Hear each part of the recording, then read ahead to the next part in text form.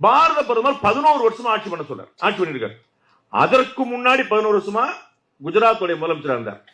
ஒரு தலைவர் 23 24 வருஷமாக பதவியில் இருக்கிறார். டிசிஷன் மேக்கிங்ல ஒரு ஊழல் குற்றச்சாட்டு சொல்ல கூட முடியல சார்.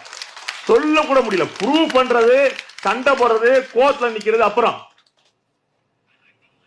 குஜராத் கலவரம் தொடர்பாக எஸ்டிஎஃப் விசாரணை நடத்தது. If I am not wrong, Raghavan நினைக்கிறேன். அந்த ஸ்பெஷல் கமிட்டி சுப்ரீம் கோர்ட் போட்டு விசாரணை நடத்தது. குஜராத் முதலமைச்சர் எஸ்ஐடி விசாரணைக்கு தனி நபராக போனார். குஜராத் முதலமைச்சர் தனி நபராக 2 நாட்கள் மாறி மாறி விசாரணை. அறிக்கை வந்தது கண்கூடு. அவர் நிரபராதின்னு முழுமையா வெளியிட்டார். ஆனால் நேஷனல் ஹெரால்டு கேஸ் வருது சோனியா காந்தி மற்றும் ராகுல் காந்தி மீது.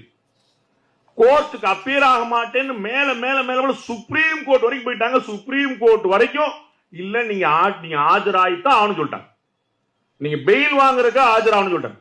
பெயில் வாங்குறதுக்கு போறாங்க சார், ஒரு பேரணி மாதிரி. எதுக்குங்க? சுதந்திரம் வாங்குறதுக்கு இல்ல, பெயில் வாங்குறது.